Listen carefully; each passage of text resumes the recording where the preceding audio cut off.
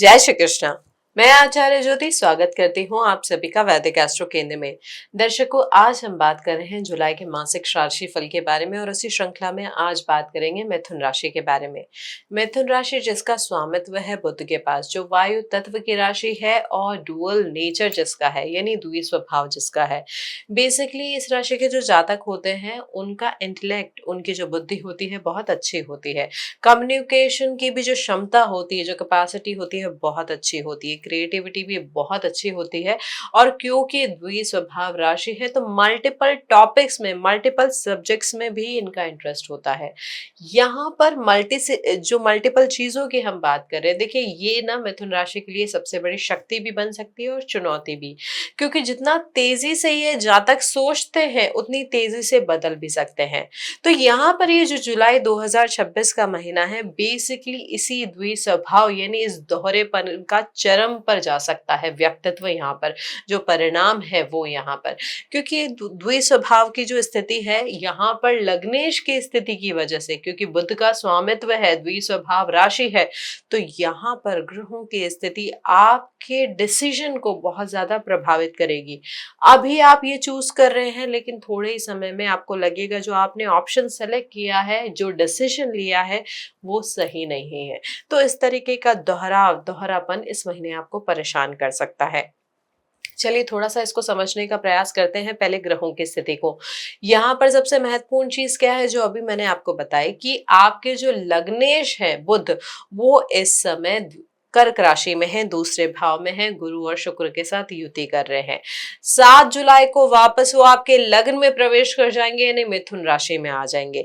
लग्नेश का वक्री होकर अपने ही लग्न में प्रवेश करना ये बहुत दुर्लभ स्थिति होती है। इसका मतलब क्या होगा कि बाहरी दुनिया से ज्यादा ना आप अपने अंदर झांकने का प्रयास करेंगे, खुद के बारे में सोचेंगे, कुछ नया जानना चाहेंगे, नई चीजें एक्सप्लोर करेंगे, अपनी पर्सनालिटी को समझेंगे, अपनी पर्सनालिटी को चेंज करने की दिशा में भी कदम उठा सकते हैं। तो इस महीने को समझने से पहले हमें अपने आप को समझना होगा, यानी मिथुन राशि के जातकों को अपने आप को जानना होगा इस महीने। अब बाकी ग्रहों की स्थिति की बात करें तो मंगल आपके द्वादश भाव में है, वृषभ राशि में है, सूर्य लग्न में मिथुन में ही है, गुरु और शुक्र जो है वो वक्री बुध के साथ महीने की शुरुआत में कर्क में है। अब उसके अलावा केतु जो है सिंह राशि में तीसरे भाव में है, राहु आपके नवम भाव में है कुंभ में, और शनि आपके दशम भाव में मीन राशि में है। अब यहाँ पर जो गोचर होगा, जो बहुत ज्यादा प्रभावित करेगा आपकी मानसिक स्थिति को, आपके कुटुंब को, आपके धन को, उनको समझे तो देखिए 4 जुलाई को शुक्र जो है वो आपके दूसरे भाव से तीसरे भाव में आ जाएंगे, सिंह में प्रवेश कर जाएंगे, केतु के साथ युति करेंगे। 7 जुलाई को वक्री बुध यानी आपके लग्नेश दूसरे भाव से लग्न में वापस आ जाएंगे और 24 जुलाई को मार्गी होंगे। 15 जुलाई को गुरु जो है आपके दूसरे भाव में जो है वो अस्त हो जाएंगे और 16 जुलाई को सूर्य लग्न से निकलकर आपके दूसरे भाव में गुरु के साथ युति करेंगे। 26 जुलाई को शनि 10वें भाव में जो है वो वक्री हो जाएंगे। तो यहाँ पर देखिए मिथुन राशि के लिए क्या है, शनि जो है अष्टम और साथ ही साथ आपके भाग्य भाव, दोनों भाव के स्वामी हैं और आपके कर्म भाव में जाके बैठे हैं। तो यहाँ पर ये जब वक्री होंगे तो आप क्या करेंगे, अपने कर्मों को बार बार रिवैल्यूएट करेंगे। यहाँ पर जो आपकी भावना है कर्म और भाग्य को समझने की हो जाएगी। पिता के साथ भी जो संबंध है उनको भी आप रिवैल्यूएट करेंगे, उनके साथ संबंधों में थोड़ा सा इस महीने उतार चढ़ाव भी आ सकता है। तो यहाँ पर इसको ध्यान से समझने की आवश्यकता इसीलिए है। अब यहाँ पर देखिए सबसे पहले हमने चीजों को जाना, बेसिक चीजों से शुरुआत की, ग्रहों की स्थिति को समझा, गोचर को जाना। अब हम बात करते हैं कि इस महीने ग्रहों की स्थिति के आधार पर आपके जीवन साथी के साथ, या अगर आप किसी के साथ रिलेशनशिप में है, या अगर आप सिंगल है तो क्या प्रभाव पड़ेगा। बेसिकली रिश्तों के संदर्भ में जुलाई कैसा जाएगा, देखिए क्योंकि आपके सप्तम भाव में आती है धनु राशि जिसके स्वामी हो गए गुरु, वो इस समय उच्च के हैं, दूसरे भाव में है।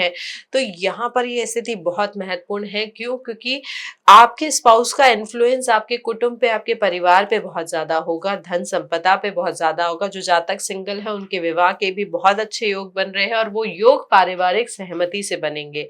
अब यहाँ पर आपके जीवन में जीवन साथी की उपस्थिति, उनका स्वभाव, उनका योगदान, ये सब आपके परिवार और धन की स्थिति से और गहरे तरीके से जुड़ जाएगा इस महीने। यहाँ पर जो परिवार के छोटे मामले होंगे, स्पेशली फाइनेंशियल मैटर्स जो होंगे, यहाँ पर आपकी स्पाउस की भूमिका, उनकी जो रोल है वो बहुत महत्वपूर्ण हो जाएगा, वो सेंट्रल में आ जाएंगी। तो इस महीने उनकी बात को थोड़ा ध्यान से सुने, क्योंकि गुरु की दृष्टि जो होती है हमेशा दूरदर्शी होती है। आपका पार्टनर समझ पाएगा कि इस डिसीजन को किस तरीके से लेना है। हालांकि 15 जुलाई को गुरु अस्त हो रहे हैं, तो जब सप्तमेश यानी आपके सप्तम भाव के स्वामी अस्त हो जाते हैं, तो ये विवाहित जातकों के लिए सावधानी का समय हो जाता है। जो कम्युनिकेशन है वहां पर कोशिश करें कोई इंपॉर्टेंट बात अधूरी ना छोड़े।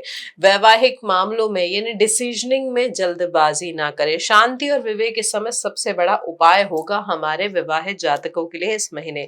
अब अविवाहित जातकों के लिए जैसे मैंने बताया कि विवाह के योग अच्छे बन रहे हैं, लेकिन क्योंकि लग्नेश वक्री होके लग्न में आएंगे, तो आप ओवर एनालिसिस अपने आप का ही करने लग जाएंगे। साथ ही साथ कोई जो नया रिश्ता बन रहा है उसमें भी ओवर एनालिसिस करेंगे। यानी जो आपके मन को समझाना किसी नए रिश्ते को लेकर, वो थोड़ा सा कठिन हो सकता है। ये समय किसी को मनाने का नहीं है, खुद को समझ के आगे बढ़ने का है, क्योंकि खुद जब तक आप अपने आप को नहीं समझ पाएंगे तो आप नए रिश्ते को भी नहीं समझ पाएंगे। यहाँ पर प्रेम संबंधों को भी अगर हम समझे, तो प्रेम में यहाँ पर कम्युनिकेशन या कॉरेस्पॉन्डेंस या जो होता है कि किस तरीके से आप मैसेजिंग के थ्रू बात कर रहे हैं, या छोटे छोटे ट्रैवल प्लान्स के थ्रू ना वापस आप रिकनेक्ट करेंगे उस व्यक्ति के साथ जिसके साथ आपका रिश्ता रहा था। यहाँ पर वो व्यक्ति हो सकता है कि आपके सिबलिंग्स का कोई नोन हो, या आपके नेबर भी हो सकते हैं। तो यहाँ पर जो नया रिश्ता बन रहा है उसमें ऐसी संभावना दिख रही है।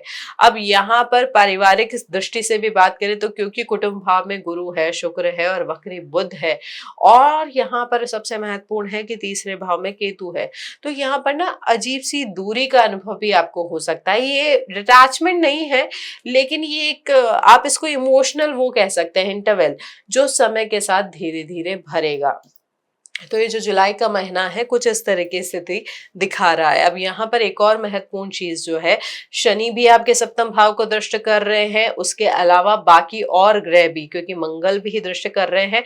तो यहाँ पर अग्रेसिव रिएक्शन से थोड़ा सा बचे। अगर सेपरेशन की स्थिति चल रही है वैवाहिक दंपत्ति के जीवन में, या आप रिलेशनशिप में हैं और सेपरेशन की ब्रेक पे है, तो यहाँ पर अग्रेसिवली रिएक्ट ना करें। बातचीत करके, अगर रिश्ता आपको खत्म भी करना है तो शांत रूप से बातचीत करके समझ के साथ आगे बढ़े, क्योंकि दो दो ग्रहों की स्थिति ना टग ऑफ वॉर वाली सिचुएशन आपके लिए बना सकती है, खींचतान हो सकती है बेसिकली रिश्ते को लेकर।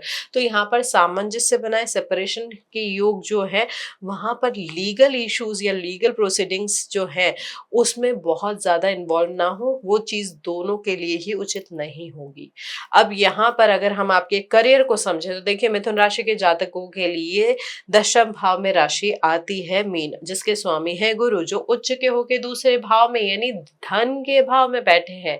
अब यहाँ पर ये योग क्या बता रहा है कि आपकी प्रोफेशनल प्रोग्रेस, आपकी और जो फाइनेंशियल स्थिति है, ये एक दूसरे को डायरेक्टली इम्पैक्ट करेगी। जो भी काम करेंगे उसका धन से सीधा और इमीडिएट कनेक्शन बनेगा। या यूं कह ले कि इस महीने पैसों के बारे में सोचे बिना करियर के निर्णय नहीं होगा। यहाँ पर संभावना जो दिख रही है, क्योंकि आपके दशमेश उच्च के हैं, शुक्र के साथ युति कर रहे हैं, तो अगर आप एमएनसी से कनेक्टेड है, एमएनसी में जॉब करते हैं, विदेश की कंपनी से आपका कोई संबंध है, तो वहां से भी कोई नई अपॉर्चुनिटी आपको मिल सकती है। अब यहाँ पर एक और चीज क्या महत्वपूर्ण है कि देखिए ज्योतिष शास्त्र में अगर आपके नवम भाव का स्वामी दशम भाव में चले जाए, तो इसको यहाँ पर धर्म कर्म का संयोग कहा जाता है। तो आपके भाग्य और आपके कर्म इस महीने ना एक धुरी पे एक साथ काम करेंगे, और वो काम आपके भाग्य को यानी आपके फ्यूचर को शेप करेगा। हालांकि बस यहाँ पे यही ध्यान रखना है कि शनि जो है वक्री जब हो जाएंगे और गुरु जब अस्त हो जाएंगे, तो ये जो प्रोसेस है करियर के प्रोस्पेक्ट में या फाइनेंस के प्रोस्पेक्ट में थोड़ी सी धीमी हो सकती है। ये पॉसिबिलिटी भी है कि कोई पुराना मामला, पुरानी जो प्रोजेक्ट्स है, या कोई आपका पुराना सीनियर या मेंटर, या पुरानी आपकी जो कोई ऑर्गेनाइजेशन थी, वो आपके सामने प्रोजेक्ट से रिलेटेड या कोई क्वेरी ऐसी जनरेट हो जिसे आपको फिर से संभालना पड़े। तो यहाँ पर ग्रहों की स्थिति कुछ इस तरीके से प्रभावित कर रही है आपकी प्रोफेशनल लाइफ को। अब यहाँ पर क्योंकि नवे भाव में राहु भी है, तो यहाँ पर ये भी हो सकता है कि आपका इंक्लाइनेशन प्रोफेशनली किसी नॉन ट्रेडिशनल चीजों में जाए, जैसे टेक्नोलॉजी, डिजिटल मीडिया या कम्युनिकेशन या कटिंग एज टेक्नोलॉजीज जो है। तो यहाँ पर इस तरीके की स्थिति भी आपके लिए बन सकती है। हालांकि बस यही ध्यान रखना है, लग्नेश की स्थिति बहुत महत्वपूर्ण होती है। जब वो वक्री होते हैं, वक्री अवस्था में लग्न में आते हैं, तो आपकी बुद्धि और आपका कम्युनिकेशन जो है एक अलग लेवल पे चला जाता है। कभी कई बार यहाँ पर प्रिसीजन आ जाता है, बिल्कुल कंसंट्रेशन जो है और जो फोकस है वो पॉइंट टू पॉइंट हो जाता है। लेकिन कई बार वक्री अवस्था ना निर्णय लेने में झिझक को भी बढ़ा सकती है, संवाद में भी प्रॉब्लम दे सकती है। तो यहाँ पर उसमें सावधानी बरतें। व्यापारियों के लिए हमारी सलाह यही है कि अपने पुराने अनुबंध जो है, कॉन्ट्रैक्ट्स जो है, या जो नए कॉन्ट्रैक्ट आप साइन कर रहे हैं, उनमें थोड़ी सी रिवैल्यूएशन जरूर करें। यहाँ पर देखिए, ये समझिए कि किसी स्त्री से या पॉसिबिलिटी है किसी फॉरेन कंपनी से, या जो फीमेल डोमिनेटेड इंडस्ट्री है, या जो ओनर्स है कंपनी के, वो फीमेल हो सकते हैं, जिनके साथ आप नया व्यापार जो है साझा करेंगे, शुरुआत करेंगे। लेकिन उनके साथ दिक्कत केवल होगा अनुबंध की शर्तों में। उसकी समीक्षा करना बहुत महत्वपूर्ण है, क्योंकि यहाँ पर जो योग बन रहा है वो फेवरेबल है धन प्राप्ति के लिए, नई पार्टनरशिप, नए मार्केट को एक्सप्लोर करने के लिए।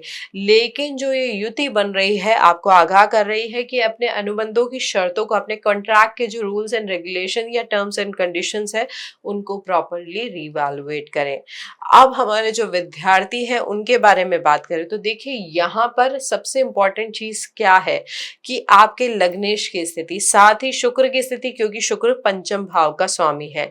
तो यहाँ पर ये जो महीना है क्या कर रहा है, शिक्षा के एक्सपीरियंस को पूरी तरीके से बदल रहा है। हो सकता है आपकी टेंडेंसी आए कि मुझे नई चीजें सीखनी है, पुरानी चीजों को नए पर्सपेक्टिव से इस महीने आप थोड़ा ज्यादा देखेंगे।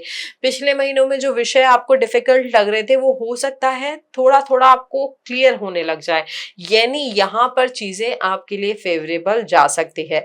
यहाँ पर आपको ना एक अलग तरीके का कॉन्फिडेंस भी आएगा, करेज भी मिलेगा कि हाँ, मैं जो कर रहा हूँ उसका रिजल्ट मुझे मिल सकता है। हालांकि यहाँ पर शनि जब वक्री होंगे और गुरु बृहस्पति जब अस्त होंगे, तो थोड़ा सा टेंडेंसी स्लो हो सकती है कंपटीशन के लिए, करेज के लिए। तो यहाँ पर इस महीने क्या करना है कि अपने एफर्ट्स को लगाना है, संघर्ष को नहीं छोड़ना है, और जो नई चीजें आपके दिमाग में आ रही है उन सारी चीजों में एक साथ नहीं जाना है।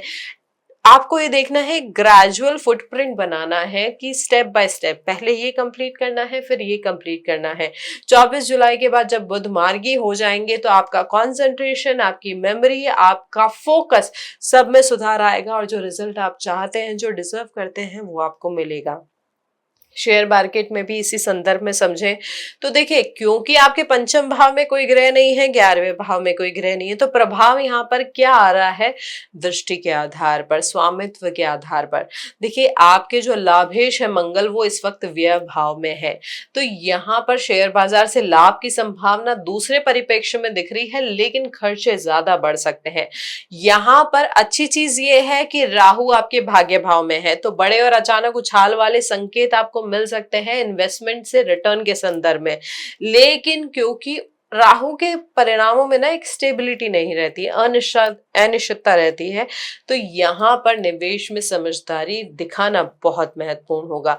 आप बैंकिंग इंडस्ट्री में इन्वेस्ट कर सकते हैं, लग्जरी इंडस्ट्री में इन्वेस्ट कर सकते हैं, लेकिन कोई भी नई पोजीशन, नए इन्वेस्टमेंट से पहले संभले और स्ट्रैटेजिकली प्लान करें। नए अवसर खोजें, लेकिन उस अवसर के प्रोज एंड कॉन्स दोनों को समझने का प्रयास करें।